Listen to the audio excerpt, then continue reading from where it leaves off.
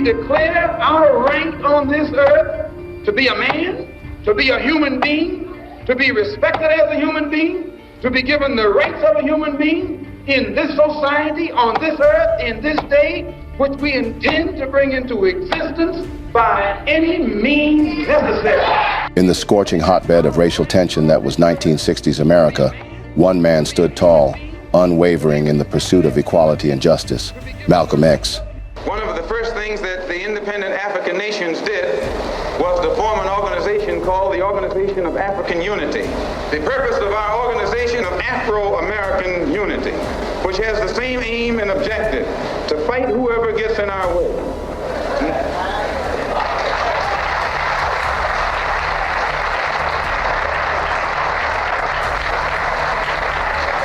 To bring about the complete independence of people of African descent here in the Western Hemisphere, and first here in the United States, and bring about the freedom of these people by any means necessary. 6 decades have passed since Malcolm X's powerful voice was silenced, but the reverberations of his message and the meanings they uphold continue to shake the foundations of systemic oppression. Malcolm, to me, is the closest thing to a God walking the earth, if you can understand. Malcolm redeemed the racial integrity of African Americans. Malcolm gave us our human beingness back. But the most important thing that Malcolm did is that he made us eradicate the fear that we walked in. In order to enslave a people the way America enslaved us, they had to keep us afraid. Malcolm taught us. He said he ain't nothing but a white man. He ain't no tree, he ain't no mountain. He's just a white man. And if cut, he bleeds just like you. If he farts, he stinks just like you. But he has made an artificial world in which you will bow down to him. He said that day is over. I don't advocate any kind of hate. But there's a lot of talk that sounds very much like it. No, I think that the guilt complex of the American white man is so profound until when you begin to analyze the real condition of the black man in America, instead of the American white man eliminating the causes that create that condition, he tries to cover it up by accusing his accusers of teaching hate. But actually, they're just exposing him for being responsible for what exists. In America, they called it segregation, but what it was legal apartheid. Blacks in America were not allowed to shop in the same stores with white Americans. We could not eat in the same restaurants. We could not sit in the same bus terminals or the same air terminals. If an African American was walking down the sidewalk and a white American was coming down the sidewalk, the African American would have to step off into the gutter to let the white American go by. That was the protocol. That's ridiculous, that's sick, but that was America. But Malcolm changed it all, brought a new sensation into light. Malcolm was untouched. He was a man in tune with consciousness, thus had rationalized policies. His every move, thinking, ways were intentional. In America, they called it segregation, but what it was legal apartheid. Blacks in America were not allowed to shop in the same stores with white Americans.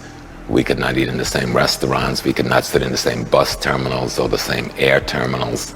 If an African American was walking down the sidewalk and a white American was coming down the sidewalk, the African American would have to step off into the gutter to let the white American go by.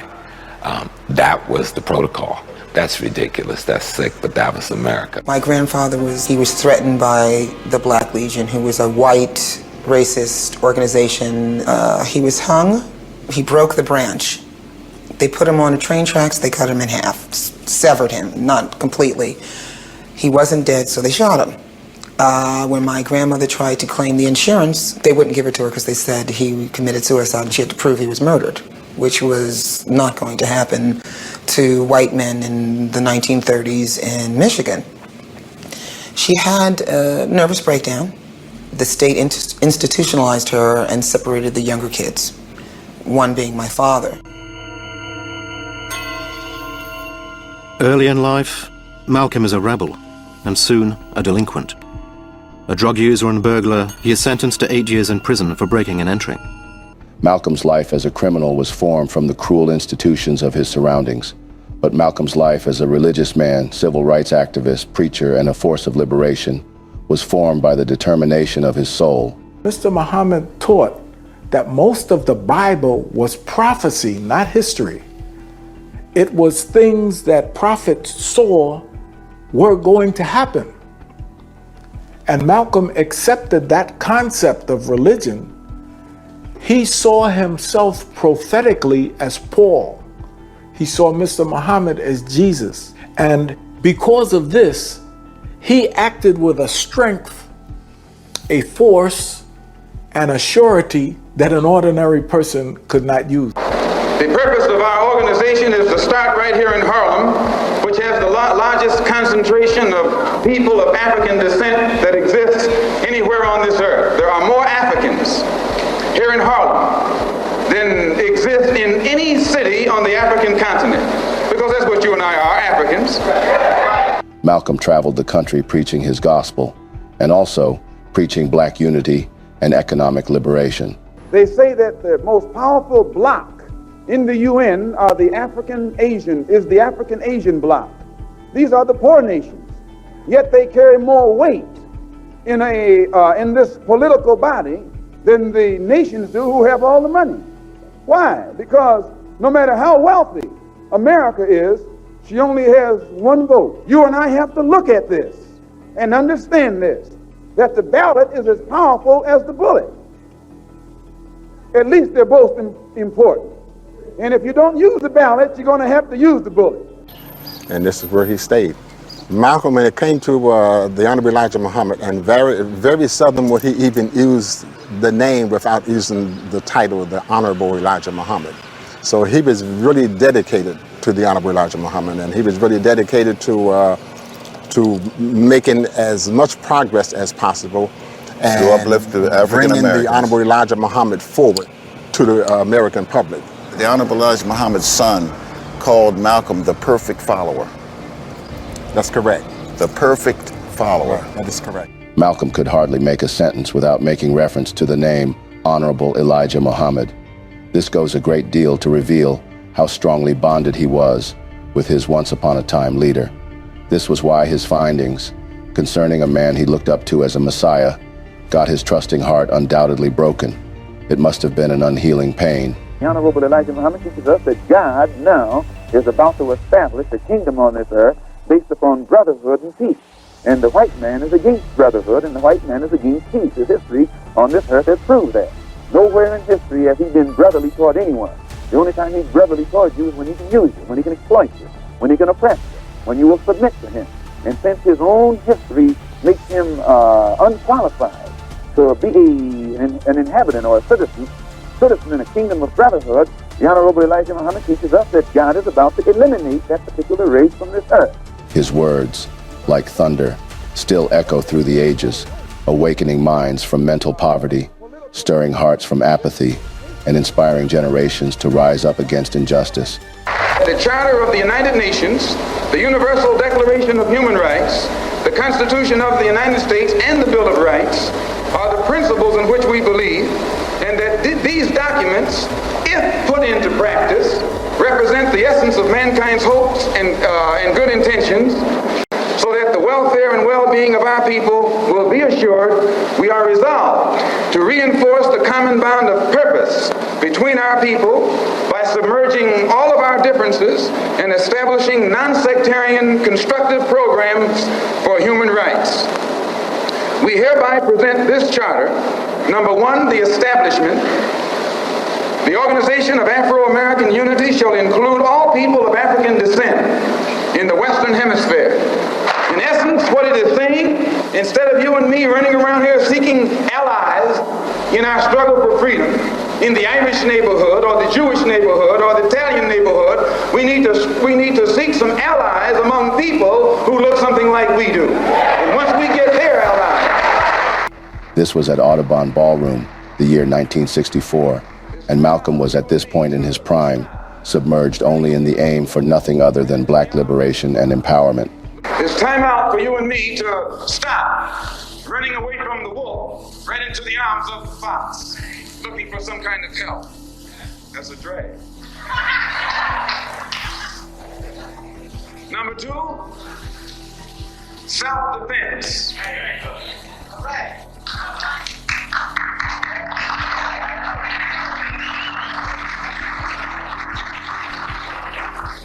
Since self-preservation is the first law of nature, we assert the Afro-Americans' right to self-defense. The Constitution of the United States of America clearly affirms the right of every American citizen to bear arms. And as Americans, we will not give up a single right guaranteed under the Constitution. The history of unpunished violence against our people clearly indicates that we must be prepared to defend ourselves, or we will continue to be a defenseless people at the mercy of a ruthless and violent racist mob.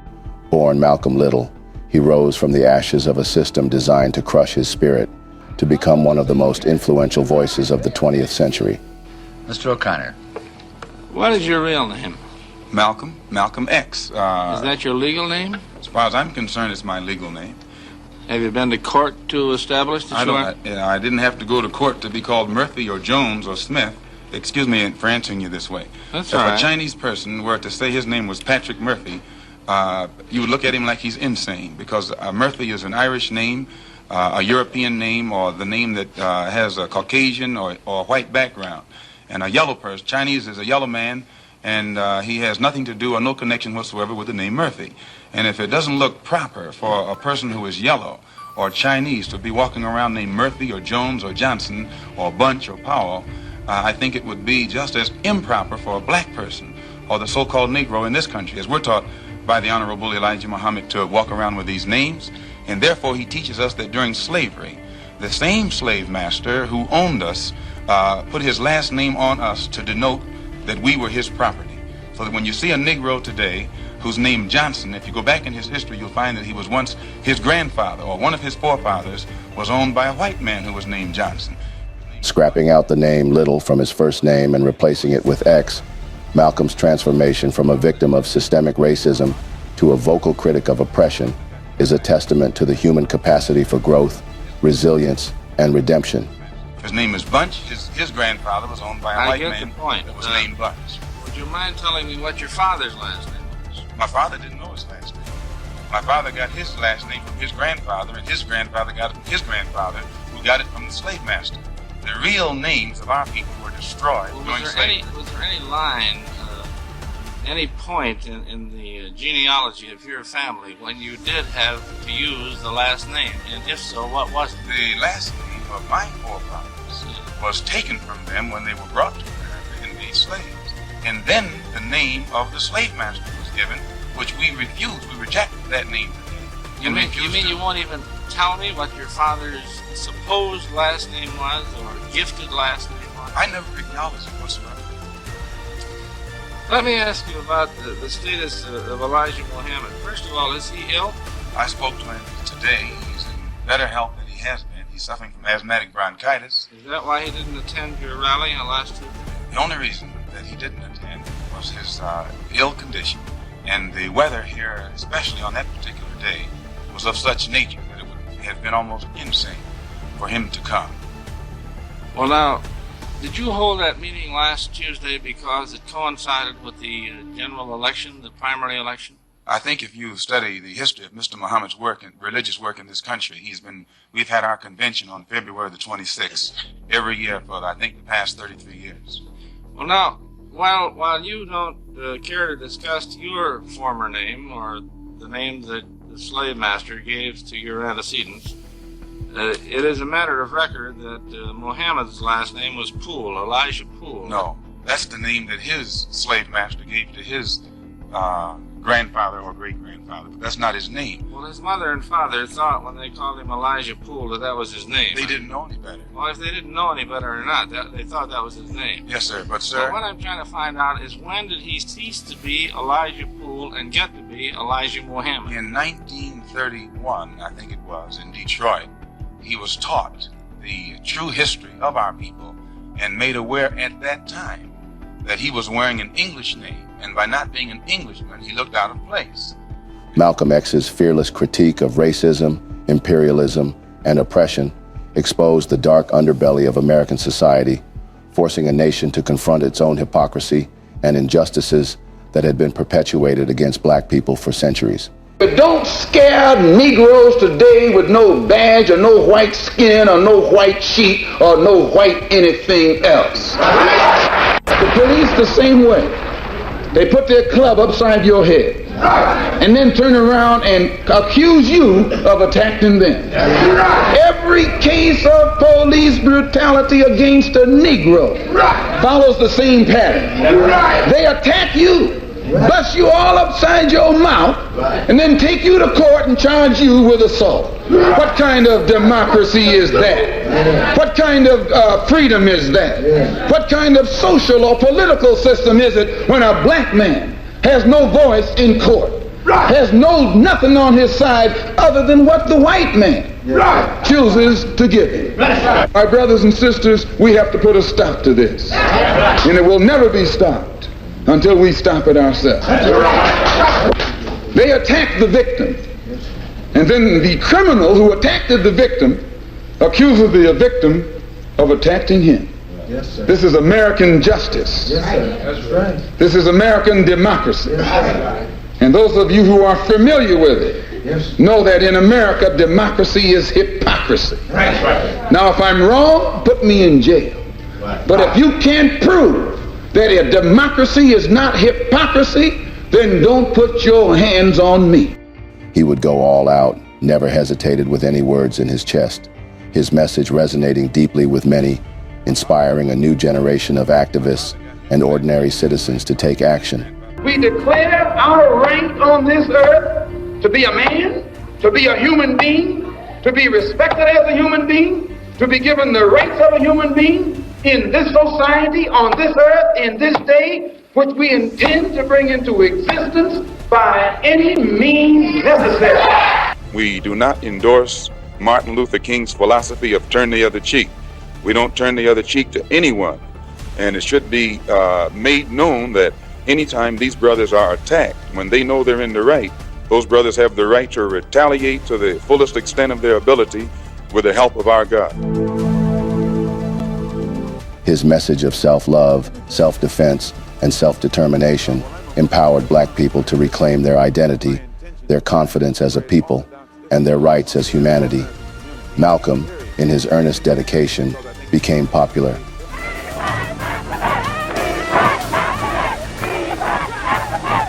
He was teaching or speaking the words of Elijah Muhammad, but if you ever look at Elijah Muhammad's speeches, he was a weak, feeble man. His speeches were pretty lame. He was sickly, he was asthmatic, and he needed a speaker. Ergo, my father, charismatic, articulate, stunning, handsome. He would excite women, in his, presentations. Some would even have orgasms right in the audience, but that they could see, right? And I guess Malcolm could see that too. That's the kind of charisma that he had, all right? But when Malcolm started out at first, the dimension of his message was misunderstood and quite uncomfortable for most blacks then, who were apparently unfamiliar with such words of liberation. Who knows what they expected to hear after so many intense years of suffering, shaping, and slavery? I was in a civil rights organization, and the first time we heard Malcolm speak, everyone said racist. The first time I went to the mosque, I almost peed in my pants. I was so scared. I said, the FBI, somebody's gonna come in here and arrest all of these people. And I said, I'm gonna go up and say something to him. So I'm so short, I was able to get through the crowd. And I came through his bodyguards, and I tapped, his back was to me, and I tapped him on the back. I said, Mr. X, I said, I don't agree with most of what you said, but I thank you for it. But there were some things that I agreed with, but I didn't agree with most of the things that you said. And he looked at me with those amazing eyes that pierced your brain in such a way that you were startled by it, or pierced your eyes, that pierced your heart. And he said, one day you will, my sister. You heard of Malcolm X every day on the radio, on the television, in the newspaper. Because he had mastered using the media, Malcolm was able to articulate a view that says, we will not stand by quietly for apartheid and tyranny to be exercised upon our people. Today, Malcolm X's impact can be seen in the Black Lives Matter movement, in the fight against police brutality, in the struggle for voting rights, and in the unapologetic celebration of Black excellence. His legacy extends far beyond the borders of the United States, inspiring liberation movements across the globe. We're at the new Audubon Ballroom. This is the Audubon Ballroom after it was renovated. This is the place where he used to hold his meetings, and most times the meetings was on Sundays. At least be 500 to 600 people each time that Malcolm would come to speak. And the energy was really exciting, especially for us who were members of the OAU and Muslim Mass Incorporated at that point. And especially also when he brought people out like Mohammed Babu, who was the leader of the revolution, and Zanzibar.